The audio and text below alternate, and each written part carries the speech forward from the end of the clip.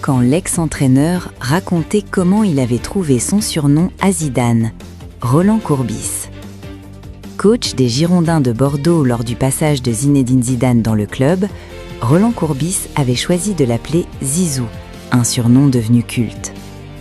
Zidane n'aurait pas vraiment été Zidane sans lui. Roland Courbis, qui est mort ce lundi 12 janvier, s'était autant illustré comme voix phare de RMC, où il était consultant, que comme entraîneur de foot. Parmi les joueurs qu'il a chapeautés figure une vraie légende du ballon rond français, Zinedine Zidane, qu'il avait coaché lors de son passage chez les Girondins de Bordeaux. C'est à cette période de sa vie que l'icône de la Coupe du Monde de 1998 a récupéré un surnom devenu légendaire, Zizou, une trouvaille de Roland Courbis, comme celui-ci l'avait raconté à plusieurs reprises dans les médias. « J'ai l'habitude de donner un petit peu des surnoms, par affection », avait-il confié dans l'émission Click en 2023. Par exemple, tu t'appelles Marcel, je t'appelle Selou. C'est pareil pour Didier, Didou. À l'époque, le surnom de Zinedine Zidane était Yazid, mais il n'avait pas convaincu Roland Courbis. « Excuse-moi, mais si je t'appelle Yazid, je n'ai pas l'impression de t'appeler, j'ai l'impression de t'engueuler », avait-il expliqué au cours de l'interview que vous pouvez visionner ci-dessous.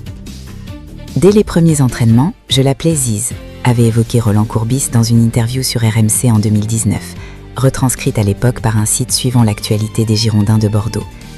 À un moment, j'entends Zizou dans mes oreilles et je me dis que c'est ça son surnom, s'est souvenu l'ancien entraîneur.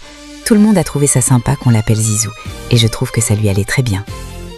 Je ne savais pas que ça allait lui rester, avait poursuivi Roland Courbis, avant de confesser qu'il ne savait pas non plus qu'il allait devenir un aussi grand joueur.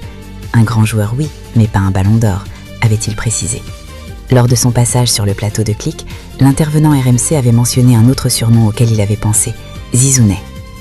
Une piste écartée parce que jugée exagérée et susceptible de faire des jaloux.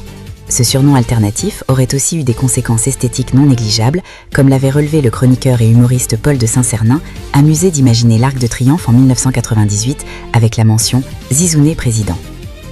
Ce lundi, l'ancien numéro 10 tricolore, triste et très ému, a rendu hommage à son ancien entraîneur.